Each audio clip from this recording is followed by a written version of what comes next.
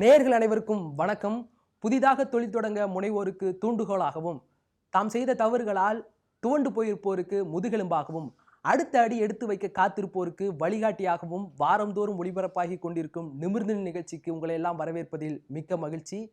தற்போது குறு சிறு தொழில் முனைவோர்களுக்கு நிறைய வாய்ப்புகள், வசதிகள் இருந்தாலும் விற்பனை மற்றும் சந்தைப்படுத்துதல் உள்ளிட்ட பல விஷயங்களில் சில சிரமங்கள் இருக்கத்தான் செய்கின்றன. அதற்காக அரசே ஜெம் என்ற ஒரு மின்னணு தளத்தை உருவாக்கி பல வசதிகளை, வாய்ப்புகளை ஏற்படுத்தி கொண்டிருக்கிறது. தற்போது அது குறித்து நம்முடைய விளக்குவதற்காகவும், அதன் நுணுக்கங்கள் குறித்து எடுத்துரைப்பதற்காகவும் தமிழ்நாடு மற்றும் புதுச்சேரியின் வர்த்தக ஒருங்கிணைப்பாளர் ரமேஷ் மகாதேவன் அவர்கள் வந்திருக்கிறார். ஐயா வணக்கம். வணக்கம். ஐயா, ஜெம் என்றால் என்ன? இது வரைக்கும் அதில் எத்தனை விற்பனையாளர்கள் இருக்காங்க, எவ்வளவு பேர் பதிவு பண்ணியிருக்காங்கன்னு கொஞ்சம் அதை பற்றி சொல்லுங்கள். கண்டிப்பாக. இப்போ ஜெம்னாக்க கவர்மெண்ட் இ மார்க்கெட் பிளேஸ்னு சொல்லுவோம். ஜெம்ன்றது வந்து it stands for government E market place. இப்போ வந்து இந்த இனிஷியேட்டிவ் எப்போ ஆரம்பிச்சதுன்னு கேட்டிங்கனாக்கா 9th of August 2016 அப்போ தான் வந்து ஃபஸ்ட்டு வெர்ஷன் வந்து ரிலீஸ் பண்ணாங்க. ஜெம்மோட ஃபஸ்ட் வெர்ஷன் ரிலீஸ் பண்ணாங்க. அதுக்கப்புறம் பார்த்தீங்கன்னாக்கா எவ்ரி இயர் கன்சிக்யூட்டிவ் இயர்ஸ் பார்த்தீங்கன்னாக்கா ஒரு வருஷன் ரிலீஸ் ஆகிட்டே இருந்துச்சு. 2017 ஒரு வருஷன் வந்துச்சு, 2018 வந்தது, இப்போ 2020 வெர்ஷன் 4 ரிலீஸ் ஆகிருக்குது. இப்போ மொத்தமாக பார்த்தீங்கன்னாக்கா இது வரைக்கும் பார்த்தீங்கன்னாக்கா கிட்டத்தட்ட 23 லட்சம் செல்லர்ஸ் வந்து ஆல் ஓவர் இந்தியா ஜெம்மில் ரெஜிஸ்டர் பண்ணியிருக்காங்க. தமிழ்நாட்டில் மட்டும் எடுத்துட்டிங்கனாக்கா கிட்டத்தட்ட 1,50,000 செல்லர்ஸ் வந்து ரெஜிஸ்டர் பண்ணியிருக்காங்க. அதில் குறிப்பாக பார்த்தீங்கன்னாக்கா எம்எஸ்சிஸ் மட்டுமே 50,000 பேர் ரெஜிஸ்டர் பண்ணியிருக்காங்க ஜெம்மில். சார், ஒரு குறு சிறு தொழில் முனைவோர் ஜெம்மில் பதிவு பண்ணோம்னா அதற்கான நடைமுறைகள் என்னென்ன, தேவையான ஆவணங்கள் என்னென்ன, எப்படி பதிவு பண்ணுறதுன்னு கொஞ்சம் விரிவாக சொல்லுங்கள் சார். ஜெம்மில் வந்து நீங்கள் பதிவு பண்ணணுன்னா அதுக்கு எந்த விதமான கட்டணமும் கிடையாது கண்டிப்பாக. ஸோ அது ஒரு முக்கியமான பாயிண்ட்டு. இப்போ என்னெல்லாம் ஆவணங்கள் உங்களுக்கு தேவை அதை நம்ம பார்க்குறோம். இப்போ முதல்ல வந்து அவருடைய ஆதார் நம்பர் தேவைப்படுது. ஆதாரோட லிங்க் பண்ணியிருக்கக்கூடிய மொபைல் நம்பர் தேவைப்படுது. ஆதார்னாக்கா ஆதாரை நீங்கள் டாக்குமெண்ட்டாக நீங்கள் அப்லோட் பண்ண வேண்டிய நெசசரி இல்லை. ஆதார் நம்பர் இருந்தால் மட்டுமே போதுமானது. ஆனால் ஆதார் நம்பருக்கு லிங்க் பண்ணியிருக்கக்கூடிய மொபைல் நம்பர் வந்து கண்டிப்பாக தேவைப்படுது இதில். அதுக்கப்புறம் பார்த்தீங்கன்னா அவங்களோட பேன் டீட்டெயில்ஸ் அது கண்டிப்பாக தேவைப்படுது.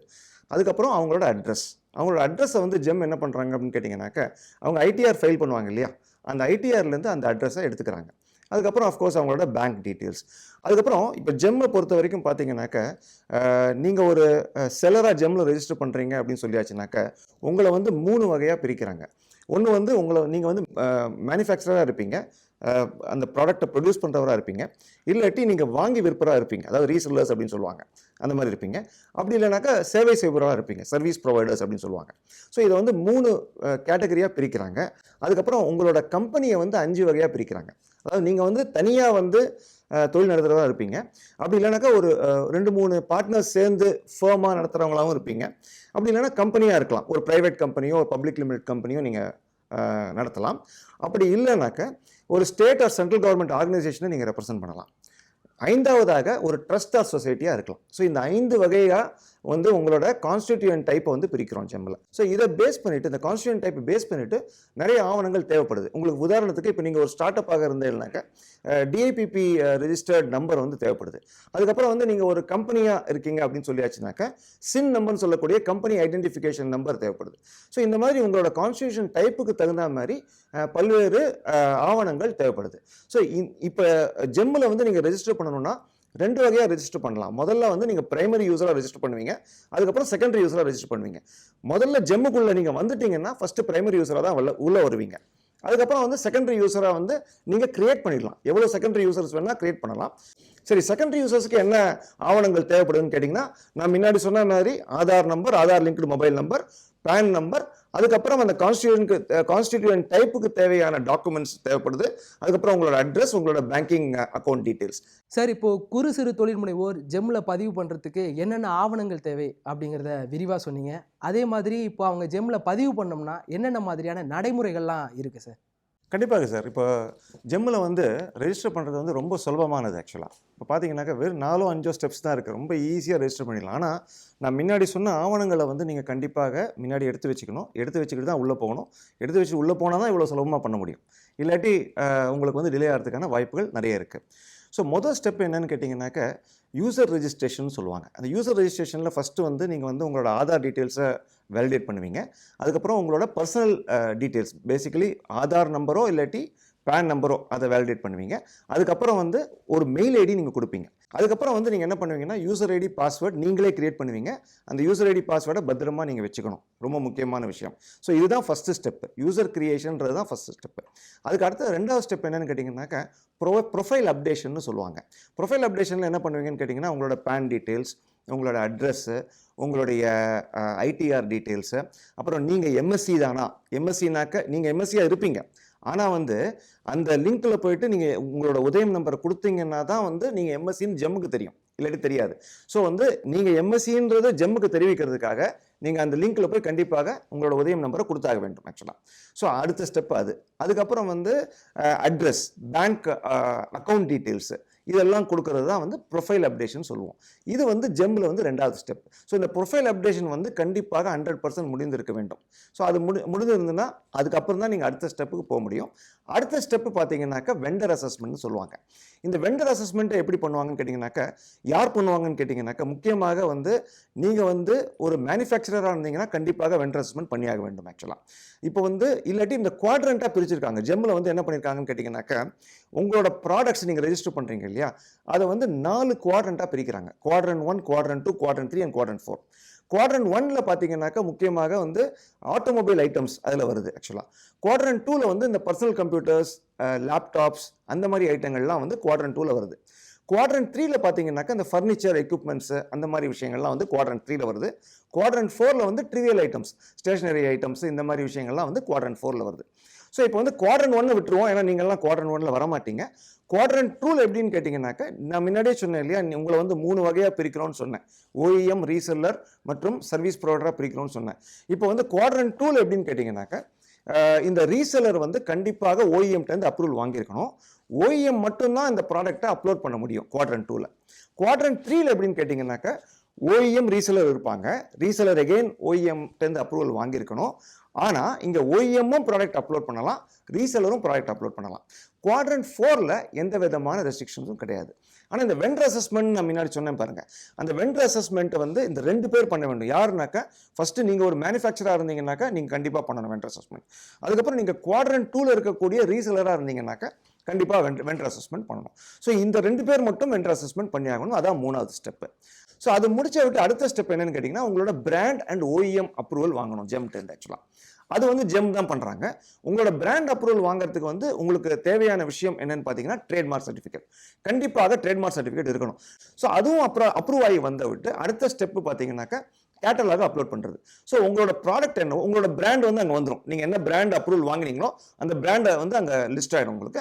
தென் you can go and add your product. So நீங்கள் வந்து ப்ராடக்ட்டை ஆட் பண்ணிவிட்டு அந்த ப்ராடக்ட்டை பப்ளிஷ் பண்ணிடலாம். இதுதான் sir registration process actually. Sir, பதிவு பண்ணுறதுக்கான நடைமுறைகள் என்னென்ன அப்படின்னு நல்லா விரிவாக சொல்லியிருந்தீங்க. ஜெம்மில் இப்போ யார் வேணால் பதிவு பண்ணலாம். குறு சிறு தொழில் முனைவோர், நடுத்தர தொழில் முனைவோர், யார் வேணால் பதிவு பண்ணலாம் அப்படின்னு சொல்லியிருந்தீங்க. இப்போ நான் ஒரு குறு சிறு தொழில் முனைவோர்னா நான் ஜெம்மில் பதிவு பண்ணுறது மூலமாக எனக்கு கிடைக்கக்கூடிய அட்வான்டேஜஸ்லாம் என்னென்ன சார்? அதை பற்றியும் கொஞ்சம் விரிவாக சொல்லுங்கள். ஜெம்மில் ரெஜிஸ்டர் பண்ணுறதுனால எல்லாருக்குமே நிறைய பெனிஃபிட்ஸ் வருது. ஆனால் நீங்கள் குறிப்பாக கேட்டிங்க எம்எஸ்சிஸ்க்கு என்ன பெனிஃபிட்ஸ் அப்படின்றத கேட்டிங்க. இப்போ பொதுவாக பார்த்தீங்கன்னாக்கா இந்த ஜெம் ரெஜிஸ்ட்ரேஷனே வந்து டோட்டலாக வந்து ஃப்ரீ ஆஃப் காஸ்ட் ஆக்சுவலாக. ஸோ அது வந்து முக்கியமான அட்வான்டேஜ்னு சொல்லலாம் ஆக்சுவலாக. எந்த விதமான ரெஜிஸ்ட்ரேஷன் சார்ஜஸும் உங்களுக்கு கிடையாது, நம்பர் 1. அதுக்கப்புறம் பார்த்தீங்கன்னா இந்த இஎம்டின்னு சொல்லுவாங்க, ஏர்னர்ஸ் மணி டெபாசிட் அப்படின்னு சொல்லுவாங்க.